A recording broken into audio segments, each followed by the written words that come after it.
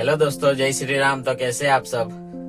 जिसको भी सिर में दर्द है और दांत में दर्द है, उसके लिए ये वीडियो देखिए।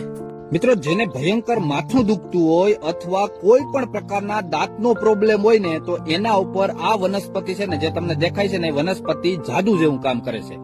પહેલા તમને આ વનસ્પતિના નામ આપી દઉં તો ગુજરાતીમાં મિત્રો આને અઘેડો કહેવાય છે, સંસ્કૃતમાં આને અપામાર્ક કહેવાય છે, હિન્દીમાં આને લટ જીરા કહેવાય છે, જ્યારે આનું લેટિન નામ છે એકિરેન્થસ એસ્પેરા. બરાબર. જો તમારા વિસ્તારમાં કંઈક અલગ નામ હોય તો તમે ખાસ એક કોમેન્ટ કરજો કે અમારા વિસ્તારમાં આ નામે આ ઓળખાય છે. હવે આની ઓળખ તમને આપું તો આની ડાળી હોય ને મિત્રો, એ ગોળ ન હોય, ચોરસ હોય. જોજો તમે નજીક જાવ ત્યારે. અને એના બીજ હોય ને, એના બીજ ફળ આવે ત્યારે એ આપણા પાકી જાય એટલે આપણા કપડામાં બહુ ચોટે છે. બરાબર. આની ખાસ આની નાની એવી ઓળખ આપું. હવે મિત્રો આનો પ્રયોગ આપી દઉં. જયારે આના બી પાકે ને ત્યારે પાકેલા બીજ ઘરે લઈ આવવાના, કોઈ પણ એક તેલ લઈ લેવાનું. તલનું તેલ લઈ શકો, સરસવનું તેલ લઈ શકો. બીજને આખા પાખા ખાંડી નાખવાના.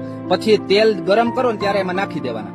એકદમ તેલ સિદ્ધ થઈ જાય, પાકી જાય, પછી એને ઉતાર લેવાનું. જ્યાં માથું દુખતું હોય ને ત્યાં તમે એ તેલ લગાડો, અદ્ભુત રાહત થશે. બીજું કે જેને દાંત દુખતા હોય તેને આનું મૂળ છે ને, મૂળ સાફ કરી અને જો એનું મૂળ ચાવવામાં આવે બરાબર 2-3 દિવસ, તો દાંત ઉપર ગમે એવો દુખાવો હશે ને તો એના ઉપર પણ આ અદ્ભુત કામ કરે છે. મિત્રો, આ વનસ્પતિના બીજા અનેક ઉપયોગ છે, અનેક એટલે અનેક. જો તમારે એ જોવા માંગતા હોય ને તો આ વિડીયોની પહેલી કોમેન્ટ છે ને, કોમેન્ટ બોક્સમાં જાઓ અને પહેલી કોમેન્ટ હશે ને હું કરી દઉં, એમાં લિંક આપી દઉં. તમે વિડીયો જોજો, તમને અદ્ભુત એટલે અદ્ભુત માહિતી મળશે.